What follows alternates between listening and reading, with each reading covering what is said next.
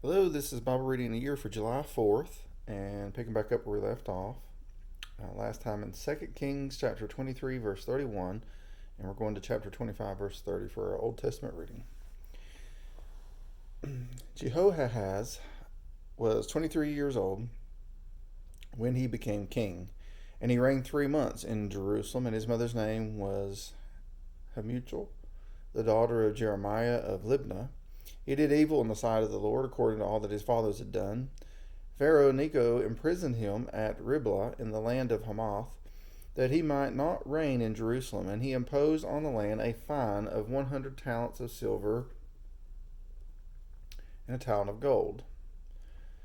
Pharaoh Necho made Eliakim the son of Josiah king in the place of Josiah's father, and changed his name to Jehoiakim. But he took Jehoahaz away and brought him to Egypt, and he died there. So Jehoiakim gave the silver and gold to Pharaoh, but he taxed the land in order to give the money at the command of Pharaoh. He exacted the silver and the gold from the people of the land, each according to his valuation, to give it to Pharaoh Necho. Jehoiakim was 25 years old when he became king, and he reigned 11 years in Jerusalem, and his mother's name was Zebedah, the daughter of Pedaiah of Ramah. He did evil in the sight of the Lord, according to all that his fathers had done. Chapter 24. In his days, Nebuchadnezzar, king of Babylon, came up, and Jehoiakim became his servant for 3 years. Then he turned and rebelled against him. The Lord sent against him bands of Chaldeans, bands of Arameans, bands of Moabites, and bands of Ammonites. So he sent them against Judah to destroy it, according to the word of the Lord which he had spoken through his servants the prophets.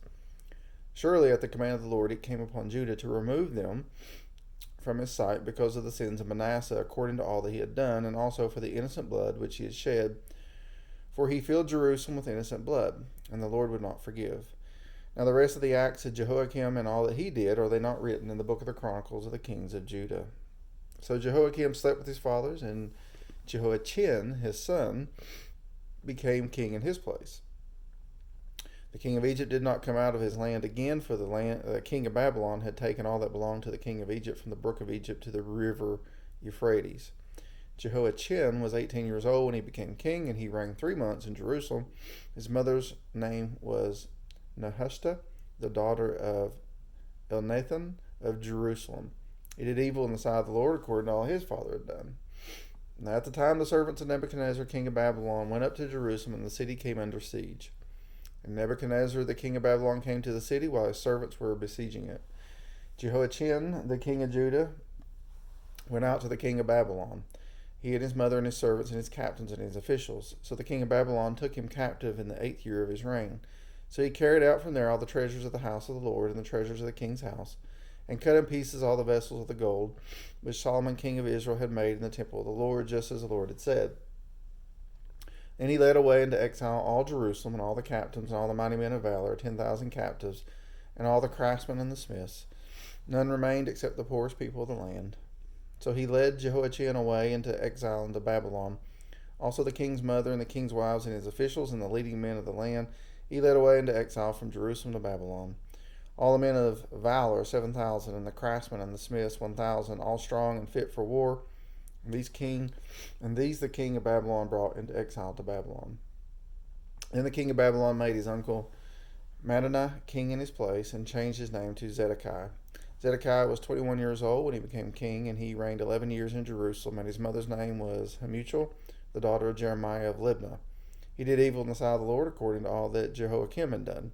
For through the anger of the Lord this came about in Jerusalem and Judah, until he cast them out from his presence. And Zedekiah rebelled against the king of Babylon. Chapter 25. Now in the 9th year of his reign, on the 10th day of the 10th month, Nebuchadnezzar, king of Babylon, came, he and all his army, against Jerusalem, camped against it, and built a siege wall all around it. So the city was under siege until the 11th year of King Zedekiah. On the 9th day of the 4th month, the famine was so severe in the city that there was no food for the people of the land. Then the city was broken into, and all the men of war fled by night by the way of the gate between the two walls between the king's garden, though the Chaldeans were all around the city, and they went by way of Arabah. But the army of the Chaldeans pursued the king and overtook him in the plains of Jericho, and all his army was scattered from him. And they captured the king and brought him to the king of Babylon at Riblah, and he passed sentence on him. They slaughtered the sons of Zedekiah before his eyes, and put out the eyes of Zedekiah, and bound him with bronze fetters, and brought him to Babylon. Now on the 7th day of the 5th month, which was the 19th year of the king Nebuchadnezzar, king of Babylon, Nebuzaradan, the captain of the guard, a servant of the king of Babylon, came to Jerusalem.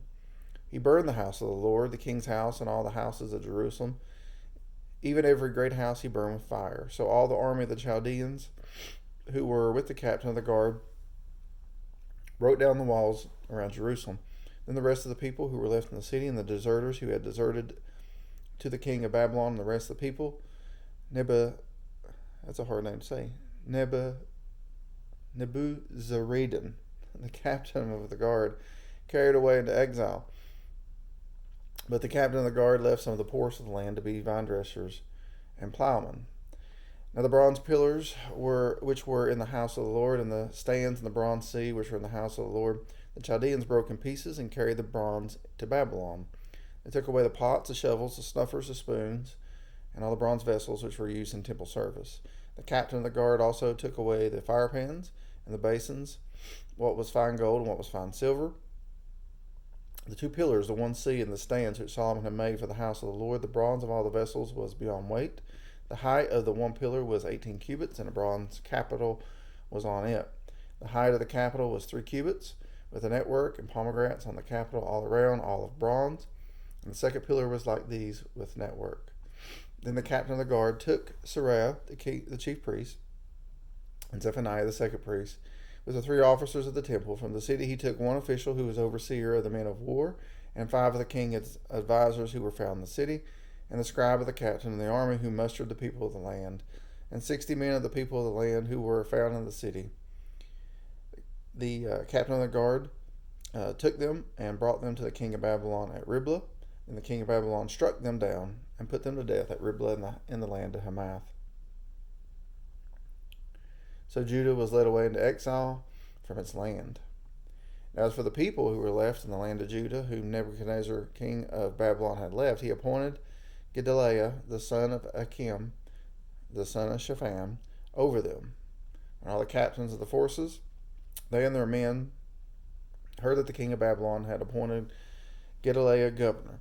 They came to Gedaliah to Mizpah, namely Ishmael the son of Nethaniah, and Johanan the son of Kareah, and Sarah the son of Tanhumeth the Nephthalite, and Jezaniah the son of the Maacathite, they and their men. Gedaliah swore to them and their men, and said to them, "Do not be afraid of the servants of the Chaldeans.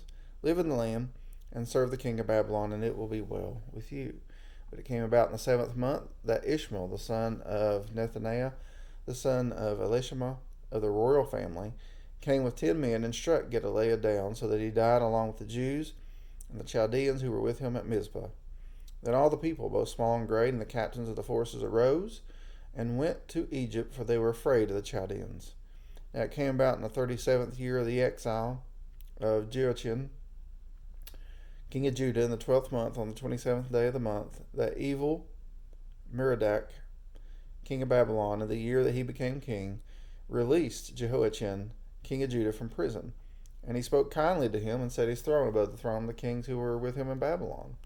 Jehoiachin changed his prison clothes and had his meals in the king's presence regularly all the days of his life, and for his allowance, a regular allowance was given him by the king, a portion for each day, all the days of his life.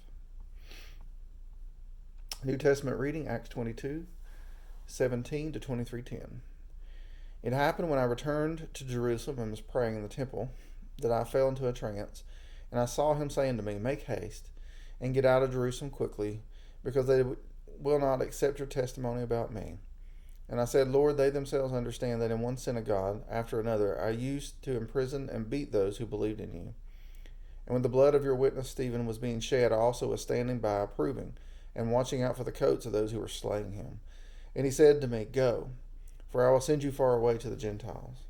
They listened to him up to this statement.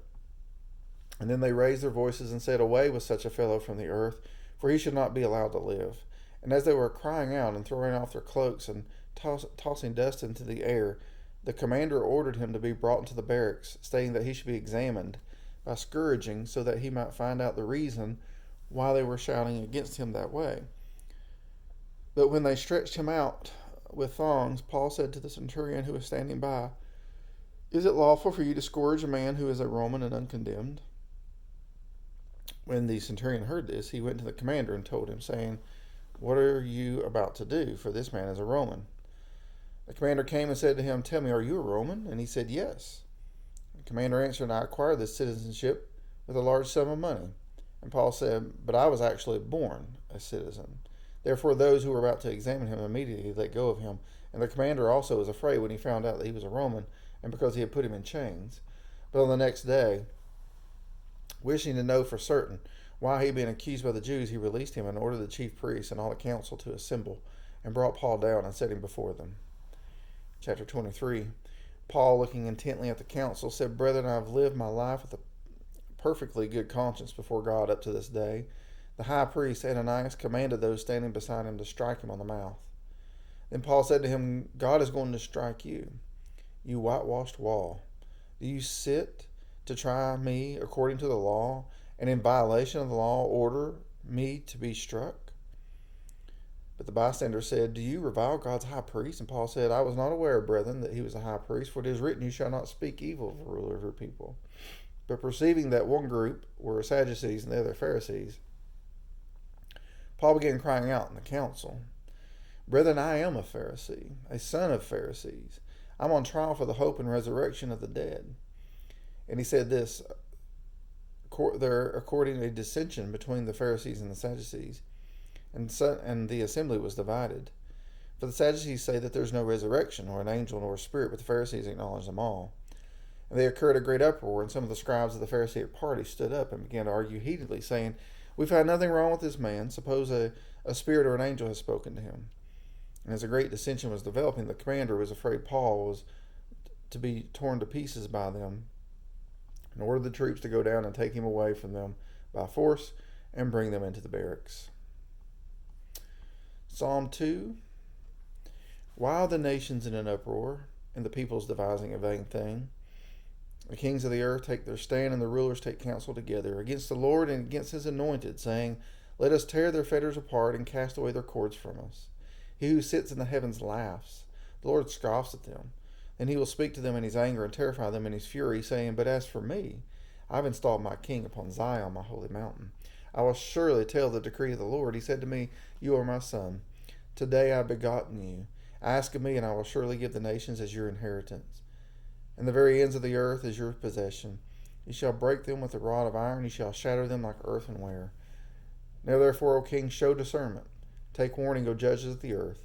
Worship the Lord with reverence and rejoice with trembling. Do homage to the Son, that he may not become angry, and you perish in the way, for his wrath may soon be kindled. How blessed are all who take refuge in him." And then Proverbs 18:13 says, "He who gives an answer before he hears, it is folly and shame to him." Amen. Word of God for the people of God. This is Bible Reading Year for July 4th, and Lord willing, I'll see you next time.